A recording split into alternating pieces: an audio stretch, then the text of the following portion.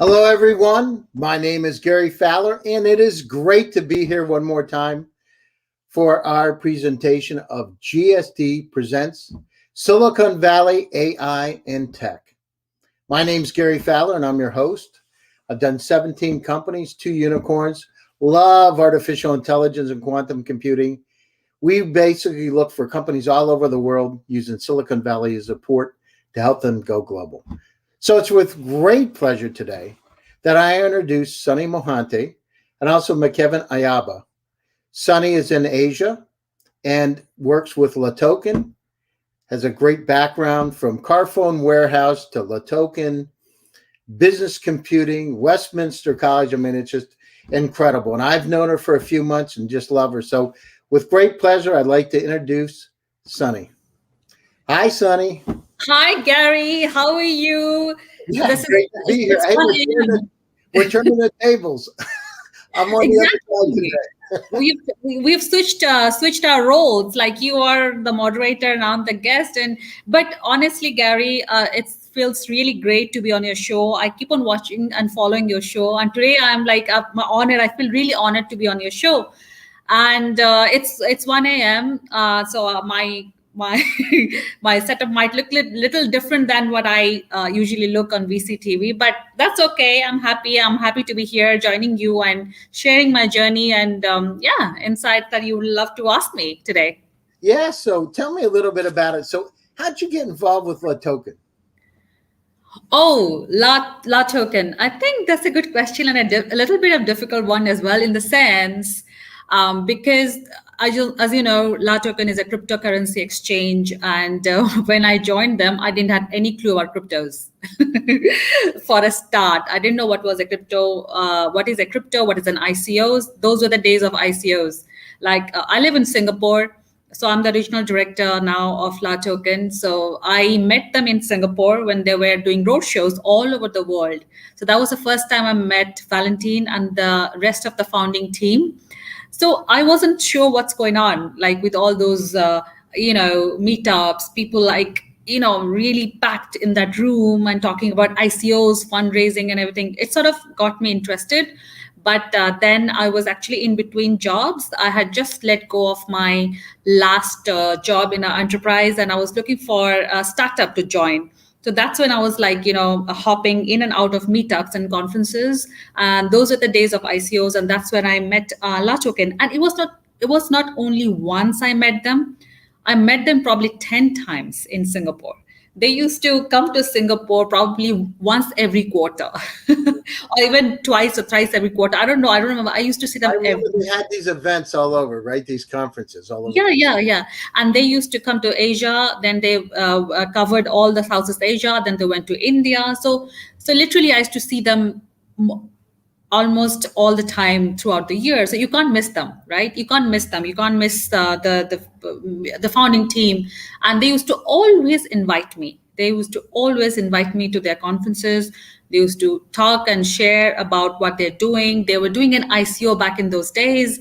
It was very interesting. So I think of all the projects that were there during those days in Singapore, I think LaToken stood out for me because they were very active with the roadshows and conferences, and they used to show up all the time.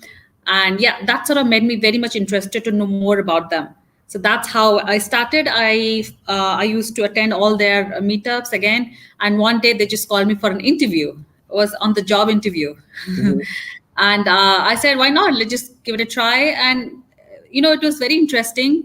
The moment I went there, I thought probably I'll be probably the only one, maybe. But I saw like literally 20 people, mm-hmm. And they called us, invited us to a room, to a big conference room, and gave us a job just on the spot to solve. And that's how we got recruited. Got a job on the spot to resolve? Yes. That's how they recruited. It was like, Valentine gave a case, like a use case. So how can you do this in your first 2 months once you joined LaToken? Okay, as a salesperson, your job is to sell listings worth of this and this, and just form a team. We have 20 people here in the room. Form your group, solve it, and demonstrate it. And that's it. And I was in. Oh, that's fantastic. So I got a question for you. So you were in business computing at Westminster. You're originally from India. First of all, what made you make the decision to go from India to London, right? To go to school.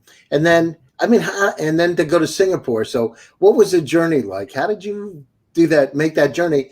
And then how did you go from business computing to where you are today? And That's EMC. That's a good question. And I always wanted to go outside of India for higher education. And I think London was the first choice for obvious reasons. Like everybody in India, they just either go to London, UK, or US. And back in then, I think most of my friends went to London. So I was just very much influenced by them. So I decided to move to London for higher education. So that's how my journey started. After I moved there, why did I choose business computing? That's a good question, because I'm from an IT background and I wanted to study business as well at the same time. And this course was offered by University of Westminster back in the States. It was very hot. It was a mixture of IT, how to apply IT in business. We call it tech in business these days. I mean, you can't separate tech from business, any business, be it with digital transformation, we call it these days. Back in those days, how to use IT in business to operate smart. So that was the whole idea. So I studied modules like I had a mix of studies like business studies. I had SQL programming, C++. So it was a mix of both business studies and technical studies as well. So you did that, then you worked for EMC, you worked for SunGard. You had this mixed background. And then you moved into this role with Latoken. What's going on in Asia right now? What's going on in Singapore? I mean, without COVID, obviously, but what's happening in Asia right now? What's happening with China? What do you see from your perspective? So I think I moved to Singapore 10 years back in 2012. 2012, yeah, that's correct. This is 2021, right? I'm just trying to remember. It's like I feels like forever. So I think my job, Verizon Business. I was at Verizon Business, and that's where I got an opportunity to move to Singapore for a short-term period. And I decided to move here and have a feel of Asia, because obviously I haven't had experience working in Singapore, this part of the world. So it was a very good offer. So I moved here. And ever since then, I've been here. And Singapore is a very nice place, to be honest, to settle down. It's very easy. It's a small country. Not in London, it used to take me 2 hours to commute one way to work. Over here, it was pretty simple, pretty easy. And so life was very sort of settled here. But with course of time, like I changed a couple of jobs, like Dell EMC, few years, and then Fidelity 1 year, I guess. After that, I think Singapore is known for boosting startup ecosystem, because I think you asked me a question like why startups are moving to Singapore, right? Mm-hmm. I think it's very easy for first of all, it's very easy for you to incorporate a company here, and I think the government supports a lot. We have Enterprise Singapore, we have the central bank as well. They all help foster entrepreneurship. Mm-hmm. I think that's a big advantage of living and having your own startup in Singapore. So they're fostering it, they're nurturing it. What about with China? What's going on? What kind of relationship between our Chinese startups coming to Singapore? Who's coming to Singapore? What countries do you see coming over? The startups? So I think Singapore is it's a gateway to Asia. I would say it's quite cosmopolitan. It's quite urban as well. In Southeast Asia, it's the headquarter. I would say it's the gateway to Asia. I would say it's quite developed. So not only from China, like China, I've seen a lot of tourists. They come and they invest in Singapore. But in terms of startups, we have people from India, I would say, lot from Southeast Asia, Malaysia, Indonesia. They would like to incorporate their office in Singapore. for obvious reasons, very smooth regulations and very smooth way of setting up an office, incorporating an office, working here also. You also have the possibility of getting government grants, as I said, Enterprise Singapore, so to foster entrepreneurships. Between China and Singapore, they always have a good relationship. Many Chinese tourists come here to Singapore to spend a good time, to have a good time in Singapore, as much as I've seen. But in terms of startups, I would say it's global hub. Everybody is here, not only from Asia, but all over the world. I have seen UK, US, people, maybe a co-founder in US and a co-founding team in Singapore. So that's how it is. So basically, this is the gateway to Asia and quite, I think, developed in Asia. Well, I know I have a lot of Russian friends that actually have come over to Singapore too. So Ukrainian, Russian, Belarusian. It's interesting, very interesting. So what are the biggest challenges? So being in Singapore, what are the biggest challenges? I know there's some rules, right? I remember, I don't know if it's true about gum, and like there's really strict rules about not chewing gum. And is it really that strict, Sonny? Like, are the rules that strict? Challenges, well, I wouldn't say that's a challenge, because yes, you can't have chewing gum inside the country, so they don't sell inside the country, basically. I don't see much challenges. The only Funny. Why is it though? It's just interesting for me personally, right? Why? How did the rules like that? That's like a simple kind of thing, but how did rules like that come about?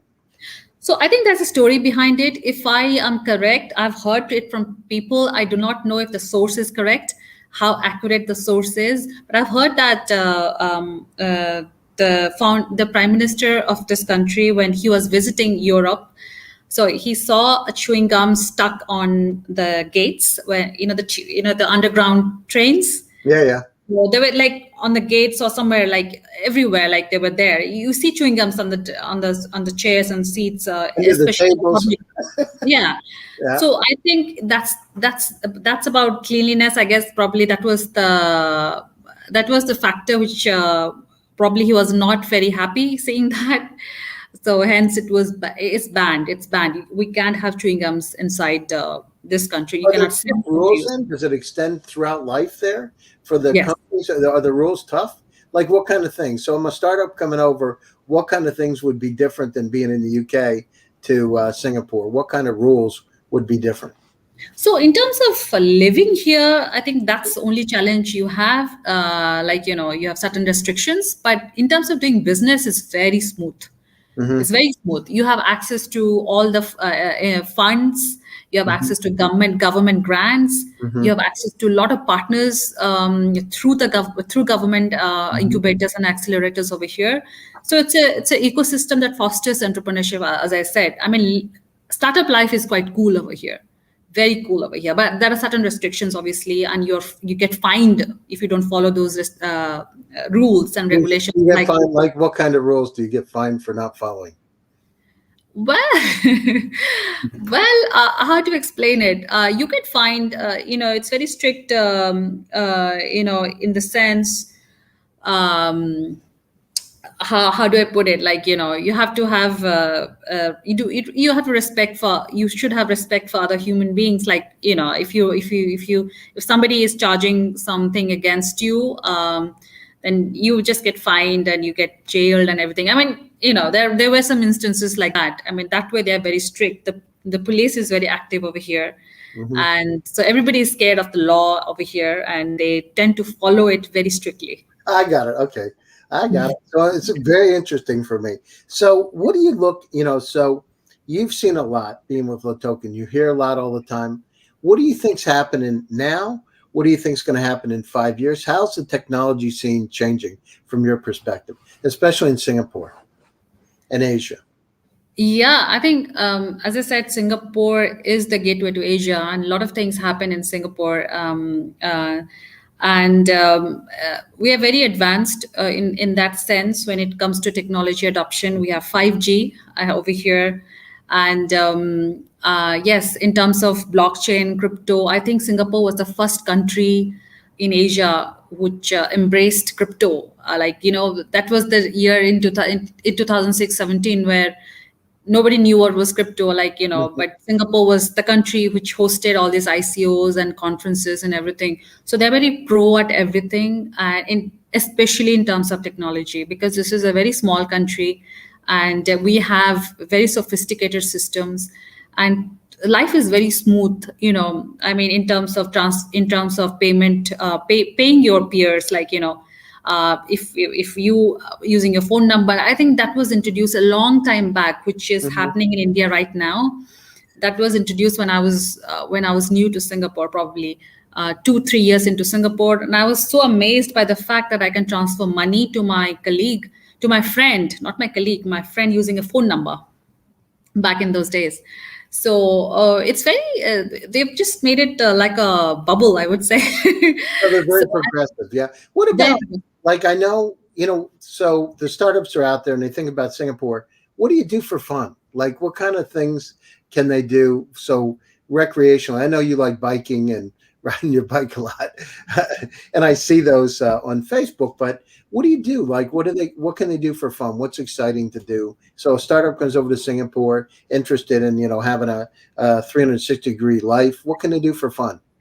So once you have an office in Singapore, you have access to the entire Southeast Asia market, China, then Japan and Korea, to Far East, and obviously India, right? Pre 2020, Hmm. what I've seen, people don't stay in Singapore during long bank holidays or long holidays. They Hmm. would go to a Bangkok, go to Malaysia, Indonesia. They're cheaper, right? Hmm. For all those activities. Usually, people live. I mean, go out of Singapore. Hmm. But during the lockdown, I think it's very interesting. During the lockdown, people have started exploring Singapore. I think there were places in the 10 years that I've been here. There were certain places I've never been to before because I never had the interest to. But there's little islands. There are little islands outside of Singapore. It's an island anyway, but there are little islands as well that is good to explore. So there are reservoirs that and yeah, I mean, these are places that you can explore, and you don't get bored. And a lot of they have in house, they have a lot of amusements in house, like you have this Jewel Changi, like, the airport, Hmm. where they have a artificial fountain, like water fountain, and it's quite eye catchy as well. Like, you can spend whole day over there. It's totally air conditioned, and Hmm. it's a total experience on its own. So there are a lot of things they have made, especially for the lockdown, so that people and the children and the families and the elderly, they can all have a good time while Hmm. they're inside lockdown in a small country like Singapore. So yeah. Yeah, that's great. And so you look at it. So what kind of influence does China have on the startup? So the Chinese companies relocating to Singapore? Are they? How's that work? And how about companies from Hong Kong and other southeastern countries? Are they coming in droves? And is it a big influx of Chinese companies, or is it more that Singaporean companies are going over to China? How does that work? I think I'm forgetting the name, but you've got the point, Gary. I think 2-3 months back, two major Chinese company, they moved to their headquarters to Singapore. Hmm. I'm forgetting the name, but yes. So most of the Chinese startups are actually coming to Singapore and making it's the regional head office here. And you must have. I recently I read the news that Dell EMC, the company I used to work for, Hmm. they're moving their R&D center to Singapore. They Hmm. just opened up an R&D center in Singapore. Oh, So that's I think, interesting. Yeah, yeah. I mean, are the R&D prices less in Singapore compared to other places? Why would they do that? That's interesting. well, I don't know. I just saw in the news. I was happy and at the same time excited because it's my Hmm. ex company. Hmm. But it's a good move. Good. They're creating jobs for people in Hmm. that way. And Hmm. the Chinese, I think the Twitch or something. I forgot the name. They moved that TikTok head Hmm. office moved to Singapore as well way back. So yeah, so I think it's again, it's all about bringing the right people during at the right time. Hmm. So yeah, so I think not going outside, but companies are moving inside, especially China and Dell EMC. It's a big thing. It's a big thing, and they're creating a lot of jobs there. No, that's great. I remember meeting a long time ago a guy by the name of Tom Egan, who was one of the founders of EMC. I guess it was in Fort Lauderdale or anyhow, some part in South Florida. He had been down there. Interesting. Wow. So, you know, yourself, are you going to stay in Singapore, or what are your goals? Where do you see yourself in 10 years? Are you going to move with technology, or what's happening? Do you have any ideas? Honestly, I don't have any idea. But so far, so good. It's been, I'm a permanent resident here in the sense uh, I'm not on a visa, I'm not on a work permit. So I'm a permanent resident of Singapore. So which means I have got I can live in Singapore for 5 years without needing a work permit per se, Right. like in other countries. So yeah, so that sort of gets renewed every 5 years, once every 5 years. So yeah, so it's very comfortable. You have the similar sort of accessibility like a citizen of this country. So makes life much more easier to live here. Uh, I think it's closer to India as well. Like, it's like 3 hours flight, I guess, 3, 4 hours flight to India. India is obviously my home country, homeland, Mm-hmm. my birth country. Very convenient. And if things were all good, you have access to Bangkok, Indonesia, Oh, that Jakarta, like, sounds all these great. places. That sounds fantastic, actually. Malaysia, it's very expensive here in Mm-hmm. Singapore, but once you step outside of Singapore and go to all these countries, I mean, you can shop a lot and a lot of beautiful places all around Singapore, to be honest. So So I you think go on your shopping excursions to Malaysia and places like that. Yeah. yes, I used to go over the weekend. It's a 30 minutes trip on a bus, like from 30 Singapore. minutes to go. Yes, yeah, Johor Bahru is just next door. It's 30 Mhm. minutes. You go there, you do all your stuff at much less price than Singapore, and great experience. Come back home on the same day. Oh, that's fantastic. So, you're doing all these events with La Token. It seems to be really taking off. I remember I remember Kyle doing some of the original ones. And, it's really exploding. I mean, what's the future in terms of, I know you guys are growing like crazy, Africa, et cetera. What's going to happen over the next year with La Token? I think 2020 is when we started off with VCTV. I think that was a very good idea. I think it was Valentine's idea. It was a very good idea because the fundamental behind VCTV is the same, like connecting startups with investors. We used to do road shows, as I said before, but it took off basically because of the lockdown, and everybody was doing a Zoom or now StreamYard. So it took off, and the community started as you like started. Irina was one of the very regular speaker as well after you. So people started liking the format because we missed that human touch. So Mm-hmm. people started liking coming on. They liked the fact that VCTV brings everybody together from different parts of the world. That's the whole, I think, unique key selling point about VCTV, that at one time zone like US, Florida, and Singapore are sitting together and speaking, right? So that is not going to change. We are planning to bring in more startups and founders to pitch. Mm-hmm. So that's the next step forward. Gradually, we are getting there. We are also planning different models, which is soon you come to see and soon you come to know, because we obviously are in the crypto business, and a lot of crypto founders, they want to promote their project on sessions like Ask Me Anything, where they have a one-on-one, just like you and me. You're asking me questions, so probably they're going to ask, about their project, and this is getting very popular. So yeah, pitching by entrepreneurs and founders. Different we're going to curate different sessions like Ask Me Anything, and as we go as we go. Ask me anything.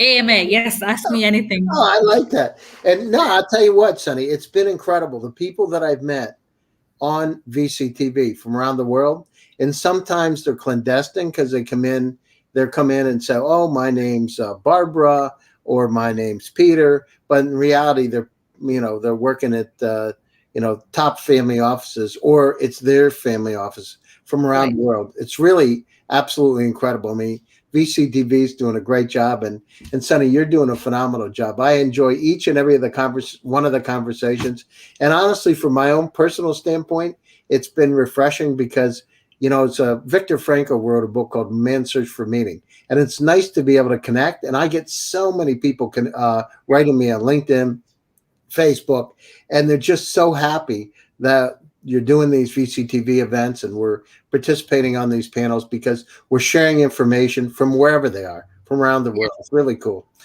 Listen, so in closing remarks, how can people reach you? Where do they get a hold of you? And when do you have your shows? Yes, sure. I mean, I host VCTV, me personally, every day, 8 p.m. Singapore time. It's a fixed time, 8 p.m. And they can reach me, be it entrepreneur, founder, or investors who like to share, the space with you. As I always say, they can always reach out to me on my my email first, which is sonny.mohanty@latoken.com. Mm-hmm. LinkedIn, Sonny Mohanty is there. I'm just all over LinkedIn.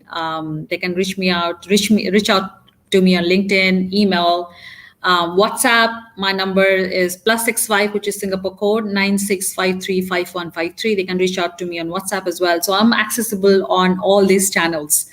So yes, Oh, that's and fantastic, Sonny. You're doing a great job, and I really appreciate it. I enjoy the time we get to spend with you on VCTV.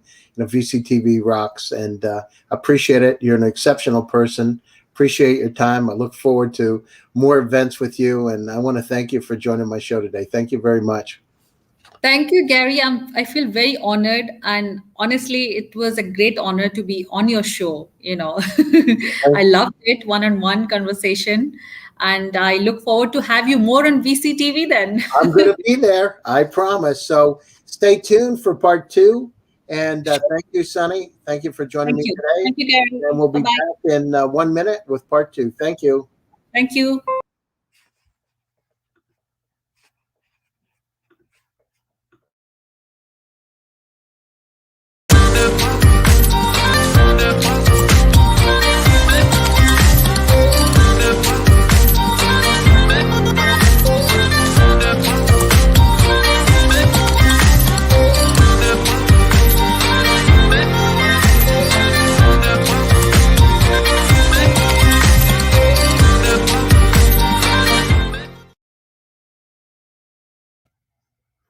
Okay, it's with great pleasure that I invite my second guest to come on, McKevin Ayaba. He is the Grand Master of Startups in South Africa, and it's great to have you here today, Kevin. How you doing, my friend? Hi, Gary. Hi. Every time I speak with you, there's just so much to smile about. It's always a pleasure and honor. You've achieved so much, and now you're really extending your knowledge and your expertise, and your support to our continent. I mean, it's just something Yeah, that for me, thank I you. for one, it mean a lot. I, And the entire ecosystem would definitely, would definitely really, really look forward to this conversation that we are having. So yes, I'm excited. I look forward to having that deep conversation with you.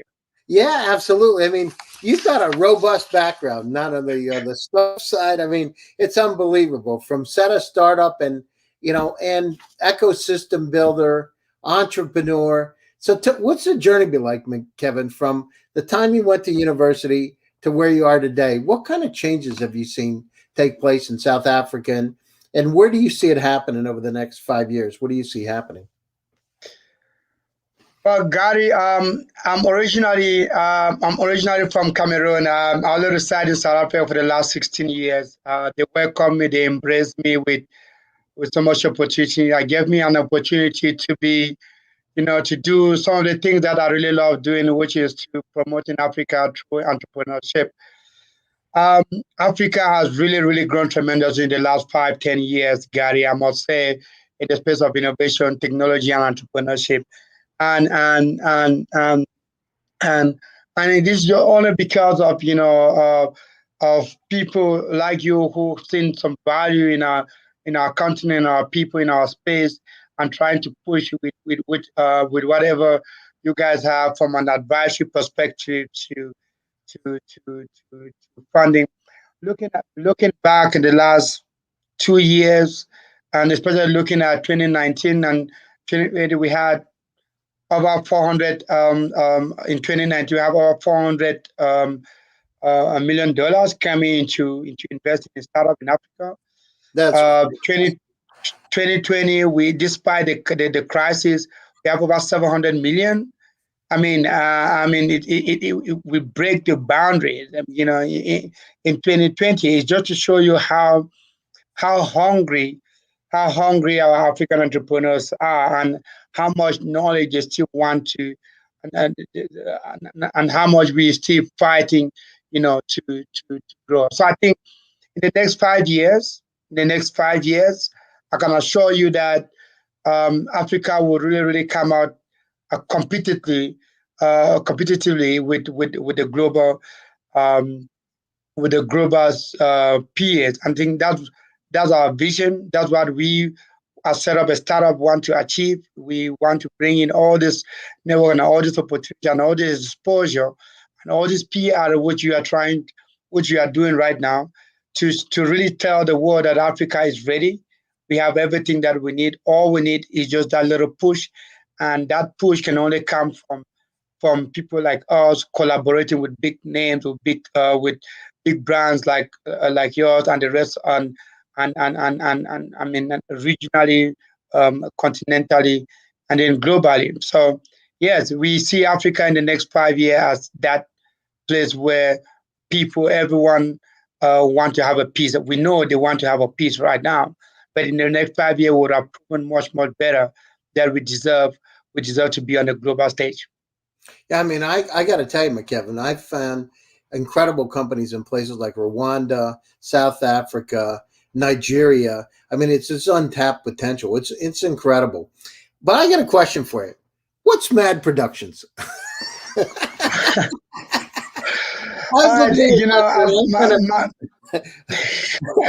that? Mass production stands for Make a Difference Production. I come from a very strong social background, voluntary background, where giving back to the community is part and parcel, of me. And so I always wanted to make a difference. So my grandmother taught me so well with regard to this direction. So, and how do I wanted to do that? I wanted to create a one place where I can bring in the people that are bringing talents, people that are struggling with opportunities. That's why this name set up a startup come from all these things, because I strongly believe that there are a lot of people who have great talents, but they don't have the platform and they don't have the support that they need to actually bring this talent to the world. So I wanted to create something in that space where I can connect all the talent, especially from entertainment perspective to fashion, because I come from a very strong entertainment. I love music, I love fashion, I love entertainment. So, and I saw a lot of potential in that space, but they didn't have the opportunity, they didn't have the platform to showcase all this talent. So I had to create something where I call it Make a Difference Production, where I bring in all these talents, so that I can help them, groom them, and take their talent to the rest of the world. I currently manage artists. I'm also an artist manager. I've run beauty pageant, fashion shows. I'm also a mentor in that space. So I just wanted to really bring in all this great talent that Africa has to give them a platform so that their voice can be heard. No, that's great. I mean, and it sounds, you're smiling. It looks like you have fun doing it too. That's It's great. a lot of fun. Yeah. It's a lot of fun, a lot of late night, especially when it comes to artist management. You take them for all these bookings at night. Most of the fashion shows are always at night, so it's a lot of fun. You get to really bringing stories from people who have transferred these stories and this knowledge into art, into craft, into passion. I think that's where I started really tilting into entrepreneurship, because I saw the same thing the same thing in that space. And that's where the name Set Up a Startup was created, to say, just start, just set up something. McKevin is here, or we are here to bring you the solution, to bring you the resources that you need to take it to the next level. So there's so much fun in yeah. It's also emotional. I mean, it's very emotional to listen to these stories and how they come along and how they grow and their struggle. I mean, it only makes sense for anybody to give them that support so that they can also be able to feed their family. Most of them come from poor background, poor family like myself, struggling. But how can we put, I mean, I'm fortunate to have the courage enough to still stand up, but to also tell someone that you can do it. I come from there, and just that word of encouragement. So it's an emotional space, trying to make a difference in the life of people, trying to tell their story. But also, it's a gift. It's a very exciting when you actually turn that story into something productive. So yes, I'm always excited doing this thing, Gary. Yeah, no, I know myself. I started out in Pennsylvania, grew up in a little village of 500 people on the side of a mountain. My closest friend was 6 miles away by bike ride. And I had to ride my bike down to see my friend and come back. So, growing up on the side of a mountain in a not very expensive area, I know what it's like. But, the one thing is if you vision that you can do it, you believe in your dreams, I lived in Russia for 14 years, lived over in Europe, etc. If you believe you can do it and visualize it, you can accomplish just about anything. But you need to believe it. You need to be able to look yourself in the mirror and say, I can do it. I believe in myself, and I'm gonna succeed. And it's a glass is half full, not half empty. But if you start thinking negative stuff, oh, I don't know, maybe I'm not the one, you're never going to do it. You know what I mean? It's just not going to happen because you create your own destiny. I agree with you. Gary. But Gary, as much as you like to talk about it every year, you like to talk about it. A lot of people, a lot of friends wanted to know a little bit about. It's not me interviewing you anyway, but can you just give our audience, those who are connected with me, our followers, who is Gary Fowler? It would be nice to know a little bit about GSD Venture. Yeah, sure. So, the name GSD is Get Shit Done Venture Studios. I came up with that because everybody says get shit done, quite frankly, not get stuff done. And I said, let's name the company that. So my partner Derek and I call it Get Shit Done Venture Studios. The idea was I lived in Russia. I went over to Russia the first time in 1992. And in 2000, I moved over. And people said, oh, you're an American in Russia. I said, well, let's start doing startups. So I started getting engaged in the startup scene. We created the first accelerator in Russia. I did it with my partner, Lawrence. And then we started the #1 private corporate accelerator. People said it couldn't be done, McKevin. Here's American, living in Russia, in Moscow, traveling Siberia, Vladivostok, Khabarovsk, from the Far East all the way to Kaliningrad, near Europe. But the thing is, I understood that people were all the same, right? When they get down to fundamentals, family, live, enjoy life a bit. And all of a sudden, I started taking those students over to Silicon Valley. They saw the immense open environment from people from all over the world, from Africa, from Asia, from India, all over South America, working together to create companies like Facebook and Twitter and Google, etc. And so what happened is we started to understand that everything's possible. So Gary, Gary growing up in Pennsylvania, I grew in this little town. I always wanted to try more. So I always would test myself. Can you do this, Gary? So I remember taking a black test for black belt. I'll never forget, the instructor said to me, he could barely speak English. She was from Korea, Taekwondo, Master Kwan. He said, Gary, you need to break this.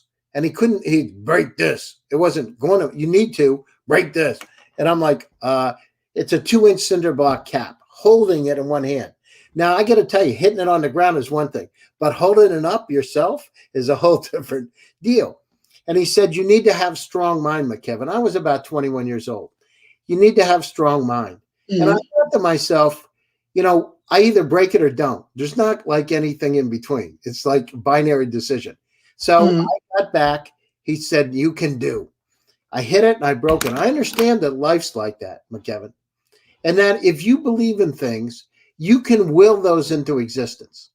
So I remember I started to visualize. I did my first company, was a construction tech company, built 27 houses. And, people said, how can you do it? You have a degree in clinical psychology and business. How in the world? You never were an architect. And I built houses that were like 87,000 bricks, right? Big houses. Wow. People said it couldn't be done, but I did it. Well, then once you do that, then you figure, hey, if I can do this, I broke through this, you can do that. And it just started to be, a lot of it's luck, but a lot of it's you put yourself in the right position. So here we are, McKevin, right? Now, 3 African companies later in the last 3 months. So there's an opportunity. You got to believe in your dream, and you got to look for the goodness in people. People want to relate to people. People want to work together. Figure out how you can connect. Now, what your differences are. Mother Teresa said, it's not about stop war, it's about pro peace. How can we work together? And that's just me. And I'm curious, as a child. I keep that child, that curiosity. Has a little boy, and I think about it, like when I saw a butterfly, and I'm just amazed. I just love things. So, my journey is, get stuff done, have great teams, find partners that can work with you, that complement your skill sets, and you can change the universe. Each one of us here can make a dent in the universe. I see the incredible potential in Africa. I mean, it's untapped, 1 billion people around, population Nigeria, 200 million, 206 million, population Ethiopia at about 100 million. There's a lot of people out there and incredible brains. Intellectual capacity is evenly spread, but opportunities aren't. And so just by having you on the show today, it's going to reach out to hundreds, if not thousands of Africans are going to say, listen, I can do it. Listen, if a country boy, my grandmother is from Egypt, right? She's Egyptian American. Grandfather's from Greece. My father's parents were from Germany and England. And so I'm living proof you can do things in your life. I believe in dreams. I believe in people. I believe that we can make a dent in the universe. So I'm a psychologist, and I started to focus on artificial intelligence. I love AI. And then I started to write. That I can tell. Yeah, so I started to write about it because guess what? We got so much data around us. Yeah. There's about 40. So what we do with the data? It's only fair that we use the data to do something good, to do good with it. Exactly. And I think artificial intelligence has just come to make sure that process happens. So I agree with you. I agree with you, Gary, on all things you say. I mean, again, like I said, I'm originally from Cameroon. I've been here for the last 16 years. I've been welcomed here, and I gave everything that I have for this country and the rest of the continent. When someone asks me all the time, "Where are you from?" Because wherever time I speak and I travel, I've traveled extensively across the continent as well and out of the continent. And every time someone asks me, McKevin, where do you come from? Because you're based in South Africa. Where do you come from? I'm a global citizen. It doesn't matter where I come from, but I'm speaking on behalf of the continent. My vision, my mission, everything that I stand for is for the beauty of this from this continent. So I share my expertise, my skills with across the continent, because I believe that when we build, we build a whole continent from one country to another, starting with South Africa and connecting the neighboring country, the region, and then the continent as it whole. That's how we grow together, and so that we don't have that partial racial kind of a growth where one country grows far much better than the rest, especially when it comes to entrepreneurship and ecosystem building. It's a place where we all have to look from a collaborative perspective, grow together. That's what we call an ecosystem. Exactly. Take this support from here, take this one from here, take breathe oxygen from this one, take carbon dioxide from this one. So we build something together. So it doesn't matter where I come from. But what matters is how does my expertise, my skills, my experience, my vision, how does it bring good, a sustainable, and a more important and inclusive and a diverse entrepreneurial ecosystem, which is what set up a startup, is all about. We are about that platform. We are about that people who say set up something, start something, and where we give people the opportunity for them to be an entrepreneur. Let them then say no, they don't have, but let them not struggle to grow, to start and grow their business. So Yeah. that's key for us. That's core for us. How do we develop uh, an entrepreneurial ecosystem that entrepreneurs can have all the resources that they need in one place? How can we bring all ecosystem players together through our platform? And that's who we are, and that's what McKevin represents. No, you're doing a great job. Listen, I just read recently that Akon is doing some investments. Is that so? Some of the celebrities are giving back to Africa. So where do you see really the growth? Where do you see like AI companies?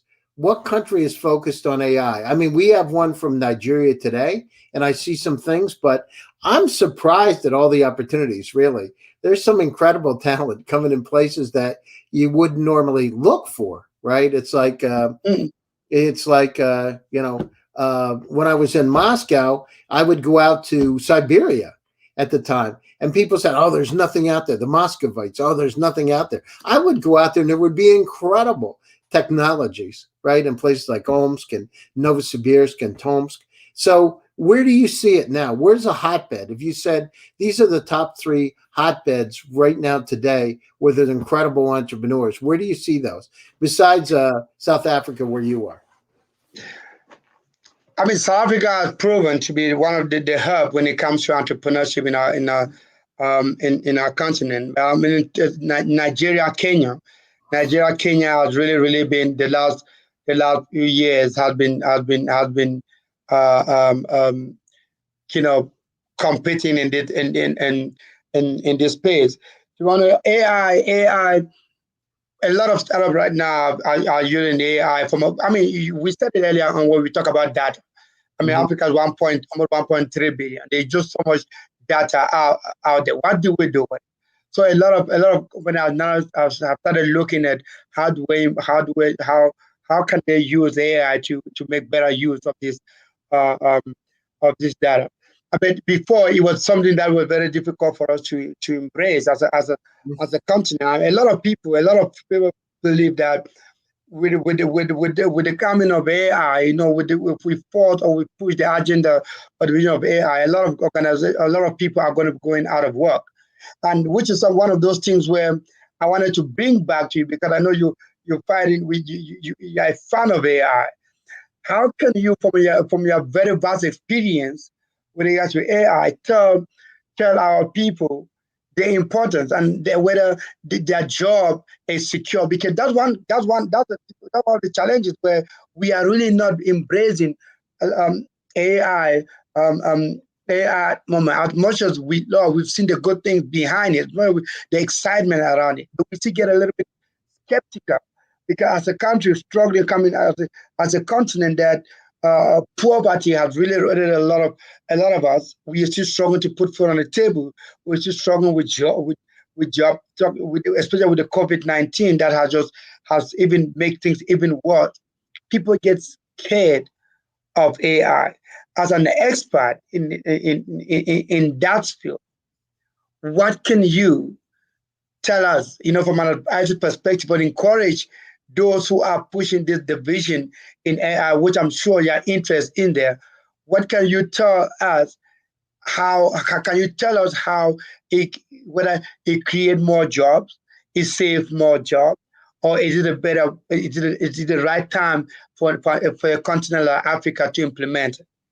Well, I mean, so let's look at it, right? There's 40 Yes. zettabytes of data on the planet Earth today. If you take 40 zettabytes of data and if it was CDs stacked one on top of another, McKevin, it would go to the moon back and forth 29 times. That's how much data. growing at 68% per year. We're inundated. How many times every week do you say to yourself, I know that file exists, but I can't find it. Why? I've either forgotten the keywords or I've forgotten the location. Did I get it in Skype? Did I get it in WhatsApp? Did I get it in Slack, Messenger, WeChat, whatever? We're inundated. We're in a state of infobesity. So, and then look at it. Sensors, right? The Internet of Things, all the sensors that can be happen for climate change or agriculture, they're going to be needed in order to, you got 1.3 billion people. You've got to make sure that you're able to feed those folks. So having those agricultural technologies with self-driving tractors, et cetera, is going to help. So what I would do is I wouldn't think about being the manual labor. I would think at how I could be the person, if you get high value resources and you're in AI, machine learning, deep learning I'll give you, for instance, like Amazon, you could make $175,000 to $500,000 a year. And I mean, they're high paying jobs, right? And so, yes. I mean, think about it. You could take a company in South Africa and do offshore outsourcing of machine learning, unsupervised, semi-supervised, and you could, even if you charged half as much, it's still a lot of money, right? So yes, you start, and that's how, when we started going over to Russia, a lot of the companies start off as offshore outsourcing. So they learned how to build things, right? And then they started to learn how to build products. So it's a great opportunity. It's not about taking your job. It's about optimizing the future, because it's going to happen. We're inundated with data. Think about it. In your own personal cloud, you have about 300,000 items, your own cloud. So Dropbox, Box, Google Drive, all these resources. Then that's more, 300,000 items is more than the entire number of worldwide the web in 1996. There are only 257,000 websites, right? So in McKevin's own world, there's 300,000 items, minimum.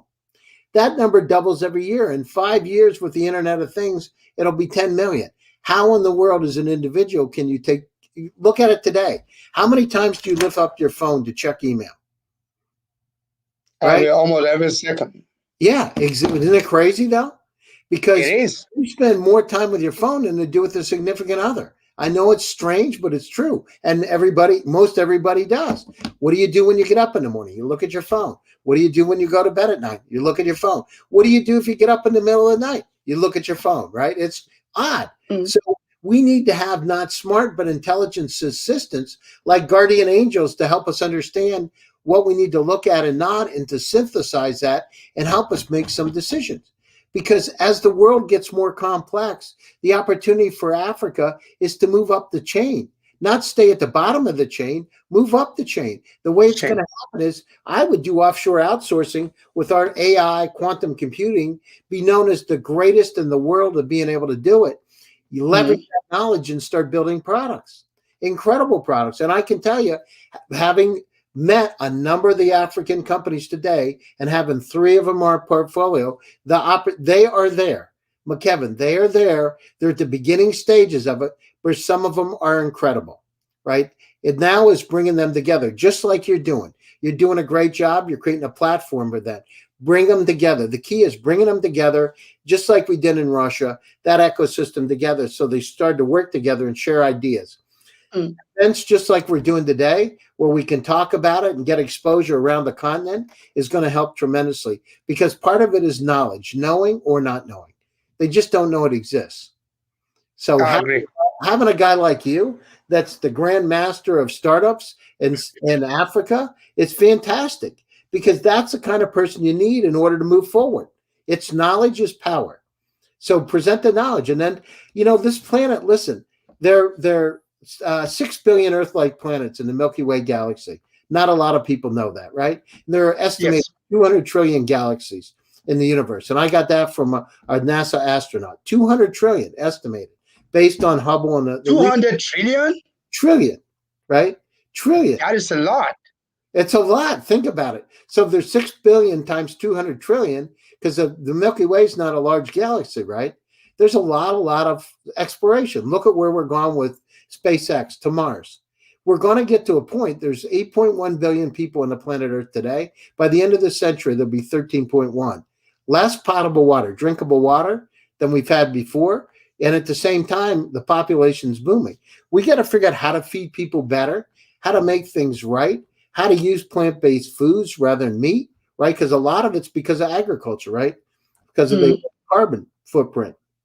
So Africa's got a great opportunity. But the thing is, Yeah. listen, what we got to do is position and let people know, listen, the opportunity exists. It's not a lot of BS. It exists. And because there are people just like McKevin that can pull it off. At GSD, we bring the companies to Silicon Valley. Why? We have a lot of contacts there, and they want crazy good companies that can become unicorns. And so it's a perfect world. Part of it is finding what the end game is. One of the challenges that have been around the world is, what's the end game? How do I go global? How do I become a unicorn? Really, because unicorns are mythical creatures. Kind of funny. We talk about unicorns as the end goal, and it doesn't exist. it's, it's kind of weird, but here we No, are. I agree with you, Gary. The brutal truth is we are getting there. Like I said, looking at how much investments that are coming into the country in the last 2 years, I mean, breaking boundaries in 2020, despite the odds, we are getting there. And one of the challenges that we face as a continent, which we are trying to, from a startup perspective, is to make sure that these startups have access to market, bringing people like you, like your network, to the fore. But also importantly, is that they are ready for investment. I mean, those are some of those challenges that investors are facing with a startup in our continent. So once we get them to that point where they get their investment ready, they are due diligence ready, and we are sure they're pulling big guns like you and the rest of your partners, and would make it easier. We want to go. Listen, we want to have the taste of Silicon Valley. We want to get to the point we start seeing our startup in that space. It's not like there are not few. We've started seeing a few that are already having their presence, making their presence in the Silicon Valley. We have that potential. As a continent, we do have that. We've seen it. I mean, I run awards. I've spoken. I mean, you and I have sat on a couple of panels for judging startup across the world. I've sat on so many of them in the continent as well. I've seen so many happening within my page. I receive email calls every single day. They have potentials, but again, we want to partner with organization or someone like you to make sure that we turn these potentials into a profitable to a profitable business, into that kind of a unicorn. It will take time, but we have got to believe, just like you said earlier on. And this is what I have seen in the entrepreneur in our continent. They believe, they work hard, they give everything. But at the same time, Gary, we do need some investors to trust us. We need some investors to trust us. You gotta be able to trust the process, to trust that we are a developing country, but we are a country that is trying to solve some problems that on top of another problem, poverty and the rest. We've been hungry.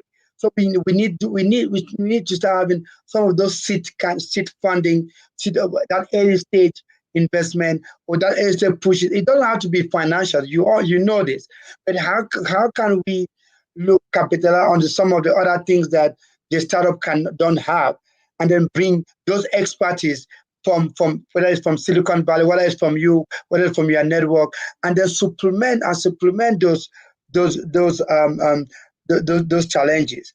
I think that's what the African startups need at the moment. If we could have that, just a little bit of push, trust me, in the next 5 years, there's definitely Africa would be one of those African startup we would have tripled or even quadrupled the 700 million that comes in within last year. We just need a little push, and we can only get those push through people with like you with your vast network, and people to just trust us a little bit, trust the process. Just give a little bit benefit of the doubt. That's all we are asking for. No, it's great. So we're coming to the top of the hour, McKevin. No, I agree with you. And one of the reasons I wanted to get you on the show is because we believe in your dream and the direction you're taking and the incredible. Like I said, we have 3 African companies today, and they're incredible, really incredible. So it's a push. So investors out there, McKevin is interested in working with you. They need the resources. They need help, whether it's financial or mentors, advisors, that kind of thing. So reach out. McKevin, how do they get a hold of you? What's the best way to reach you? McKevin, can you hear me?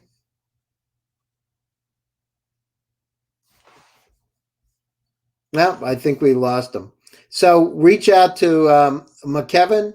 You can reach out to him in LinkedIn. You can reach out. McKevin Ayaba. I am on LinkedIn as McKevin Ayaba. I am on Facebook as McKevin Ayaba. I'm on all social media as McKevin Ayaba. But you could also visit our website.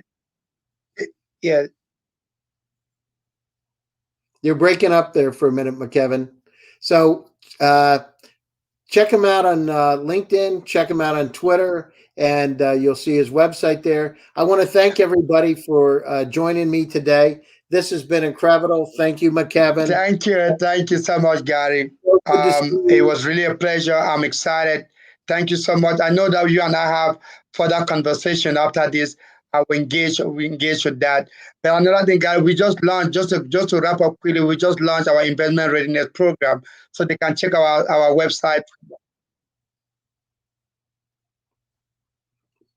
We lost you for a second again, McKevin. Anyhow, check out McKevin's profiles. I appreciate everybody coming today. We love Africa. We love the things that are happening there. And as we say at the GSD, get stuff done, get shit done. Let's move forward. Let's not talk about it. Let's take action. So thank you, McKevin. Thanks for joining me today. Thanks, you, Gary. Everybody. I'll be back again next week. Bye-bye. See you later. Bye-bye.